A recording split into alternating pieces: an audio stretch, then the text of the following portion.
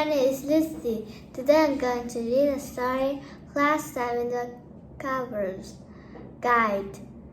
Words to watch for. Guide. Welcome. Center. Covers. Column.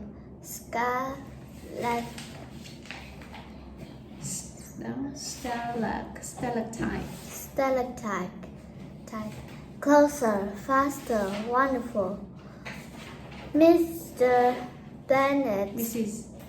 Bennet's class was taking a field trip one day.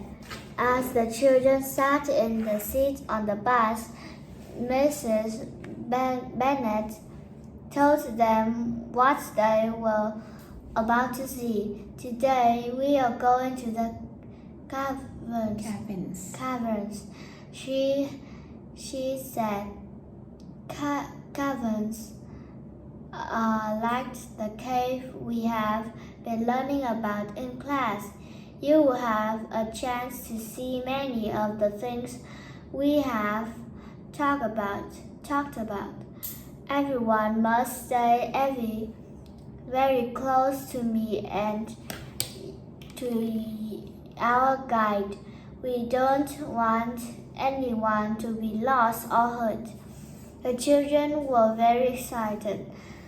They could not wait to see a real cave. When the bus came to a stop, the children hopped out of the bus one by one and lined up with Mrs. Bennet beside a big oak tree. I don't see a cave, Amy says. Where is it? Said Jack. You're standing on top of it, said a lady in a tan suit. It's underground. The children all looked at the ground and some stomped their feet. The lady kept talking.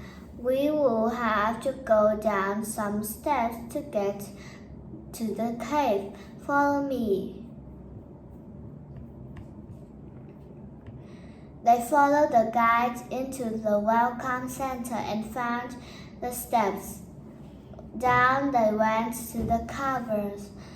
It was dark, but the lights lined the side of the cave so they could see. They followed the guide down a path into the cave. Who can find a cave column? Asked Mrs. Bennet. There, one over there, says Lily. She pointed to a column that had formed from water dripping from the roof of the cave. The class all looked at the stone column. Very good, Lily, says Mrs. Bennet.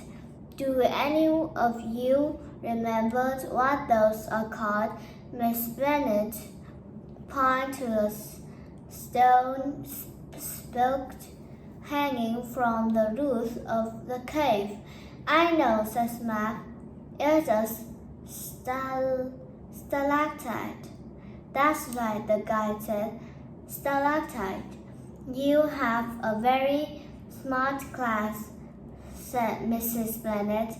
Mrs. Bennet winked at her class, and they gave her a wide smile. Just then, Jack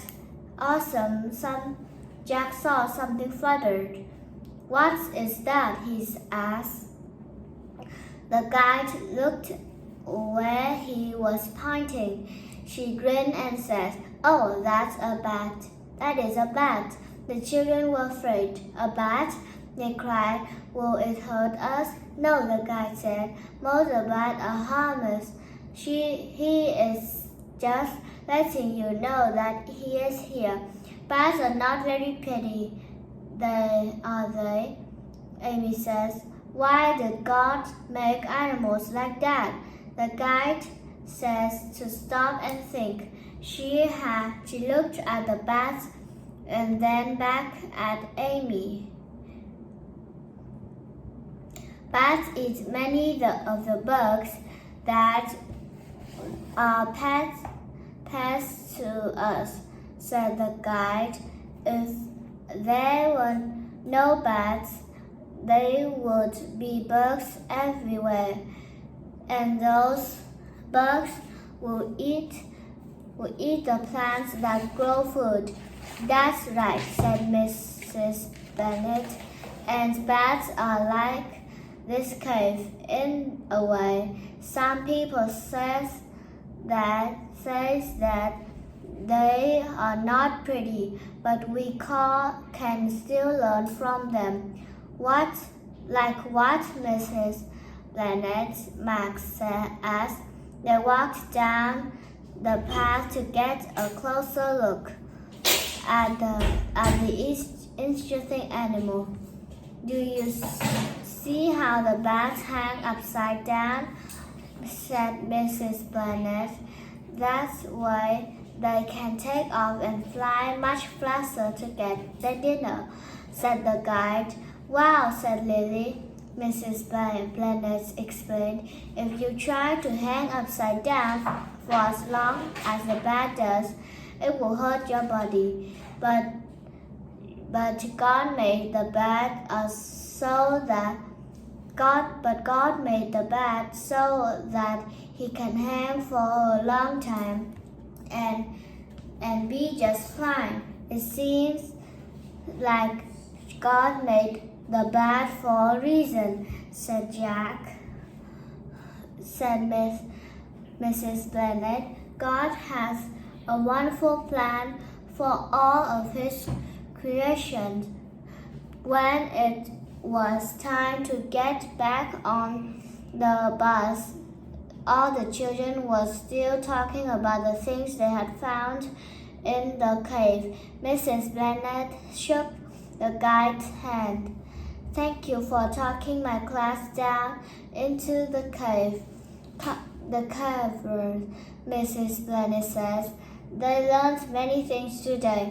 Well, I learned something too, Mrs. Bennet. The guide says. I learned that there is a great God who has a plan for all things.